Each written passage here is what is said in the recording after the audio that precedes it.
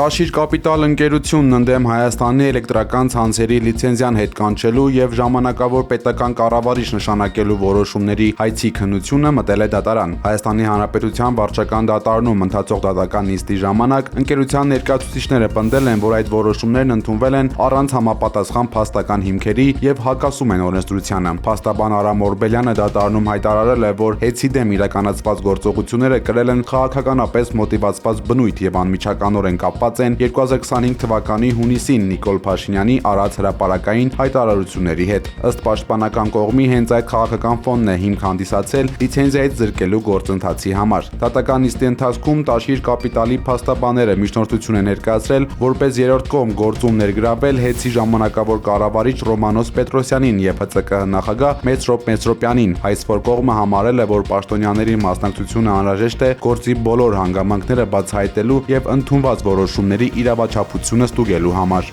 Վարչական ակտ ինքնաընդունել է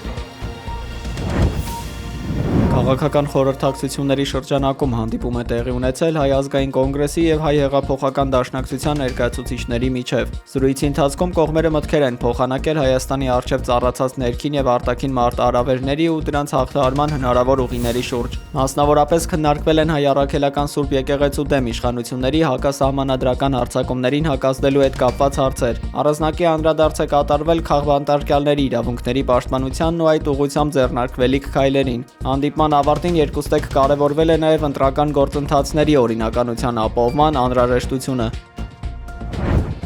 Հայաստանի եւ Ադրբեջանի ներկայացուցիչներն այսօր համատեղ զննում են իրականացրել Երասխ-Սադարակ երկաթուղային հատվածում գնահատելու ենթակառուցվածքների տեխնիկական վիճակն ու պիտանելությունը հատուկ շինարարական տեխնիկայի շարժի համար։ Հայաստանի տարածքային կառավարման եւ ենթակառուցվածքների նախարարությունից հայտնում են, որ զննման ընթացքում կողմերը մտքեր են փոխանակել հատվածի տեխնիկական վիճակի գնահատման եւ վերականգնման հնարավոր միջոցառումների վերաբերյալ։ Իրանի իշխանություններն արդեն 7-րդ օրը շարունակում են անջատած պահել ինտերնետը երկրի ողջ տարածքում, իսկ հեռախոսակապը գործում է սահմանափակումներով։ Հակակառավարական ցույցերի ժամանակ սպանվածների եւ վիրավորների մասին պաշտոնական տվյալներ Թեհրանը չի հաղորդում։ Թեև իրավապաշտպան կազմակերպությունները հայտնում են մոտ 2600 զոհի մասին։ Իրանը 3 մոտ 5 ժամով փակել էր իր օդային տարածքը առանց պաշտոնական բացատրության։ Ավելի ուշ մի քանի լրատվամիջոցներ հաղորդել են, թե պատճառը ԱՄՆ հնարավոր հարվածների մասին մտավախությունն է եղել։ Իրանի արտգործնախարարը երկրում անկարգությունների համար կրկին մեղադրել է ահաբեկիչներին, որոնք նրա պնդմամբ կրակել են ինչպես ոստիկանների, այնպես էլ ցուցարարների վրա։ Fox News-ին տված հարցազրույցում Աբբաս Արաղչին պնդել է, թե իշխանությունները 3 օր պայքարում էին ոչ թե ցուցարարների, այլ ահաբեկիչների դեմ, որոնք ցանկանում էին, որ շատ մարդ սպանվի երկրում։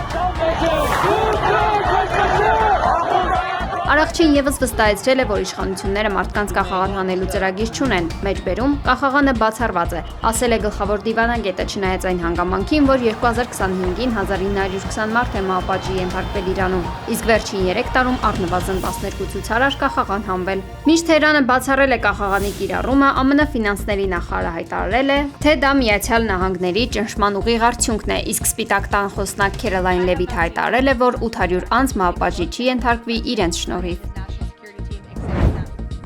Ըստ որոշ իրանական տելեգրամ ալիքների Թավրիզ քաղաքում ռազմական դրություն է հայտարարվել եւ ժամը 20:00-ից հետո պարետային ժամ է սահմանվել։ Ավելի վաղ երկրի իշխանությունները հայտարարել են ցուցարարների մահապատիժները դադարեցնելու եւ օդային տարածքը վերաբացելու մասին։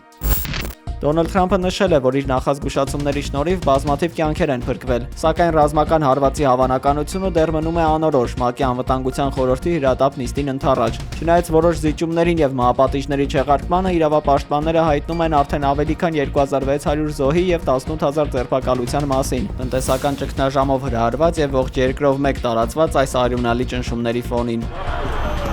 Սաուդյան Արաբիան, Կատարը եւ Օմանը ձեռնարկել են դիվանագիտական վերջին ջանքերը համոզելու Միացյալ Նահանգների նախագահ Դոնալդ Թրամփին զերծ մնալ Իրանի վրա արձակվելուց, մտահոգվելով տարածաշրջանի համար աղետալի հետևանքներով։ Միևնույն ժամանակ Վաշինգտոնն արդեն իսկ սահմանել է նոր պատժամիջոցներ Իրանի հետ կապված ավելի քան 2 տասնյակ ֆիզիկական եւ իրավաբանական անձանց նկատմամբ մի շարք երկրներում։ Ի պատասխան արտաքին ճնշումներին Իսլամական հեղափոխության պահապանների կորպուսը հայտարարել է զինված ուժերի մարտական պատրաստող հաստատության ամենաբարձր մակարդակի մասին։ Ներքին լարվածությունը մեղմելու նպատակով նախագահ Մասուդ Փեզեշքյանը խոստացել է արմատախիլ անել կոռուպցիան արժութային պահեստների բաշխման ոլորտում եւ կայունացնել շուկան։